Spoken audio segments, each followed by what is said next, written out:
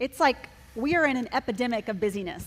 It just describes us as a society as a whole, from our jobs to our churches and our areas of service, any activities that we're doing outside of that, work responsibilities, social events, and then you throw some little kids in the mix.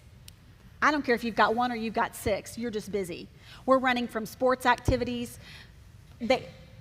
For us, we had to have a hard rule that you got one thing, and it was still constant chaos, one event to the next. Some of it's unavoidable, but you had one thing. And I'm going to get on just a soapbox here for a minute, because if you are too busy to communicate, like look at this quote by John Ortberg. I love this. Love and hurry are fundamentally incompatible.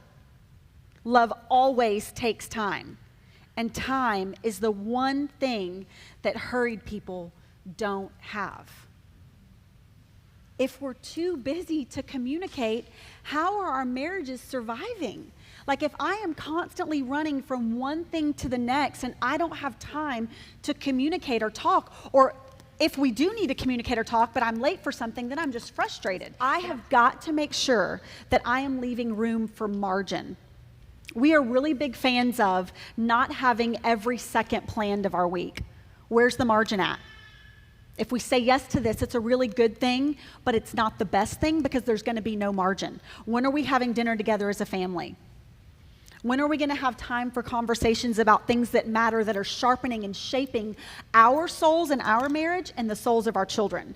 So make sure that you are leaving room for margin. Say no to some things so that you can say yes to the best things. And it may be that you're saying no to some really good things. I think it's the enemy's biggest tactic for us, one of them, is to keep us so busy that we don't even have time to focus on what really matters. If I'm so busy that I don't have time to focus on my walk with the Lord, I'm too busy to sit and have time with Jesus in the mornings. I'm too busy to have a conversation with you.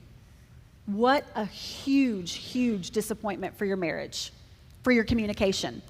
So schedule margin and schedule your moments, and not just your big moments. I'll say this, our big moments are only going to be as good as the frequency and quality of our small moments.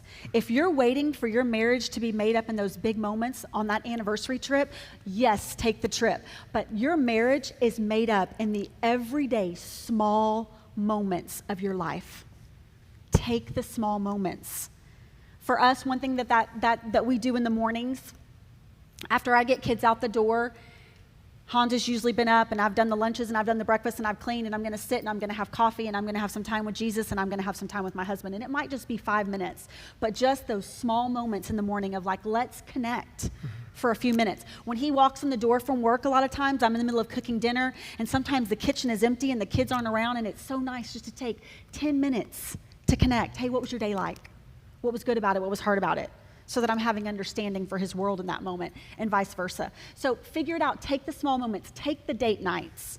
Take the time to communicate. Look at your life and say, what is keeping us so busy that may be a good thing, but it is keeping us from the best thing?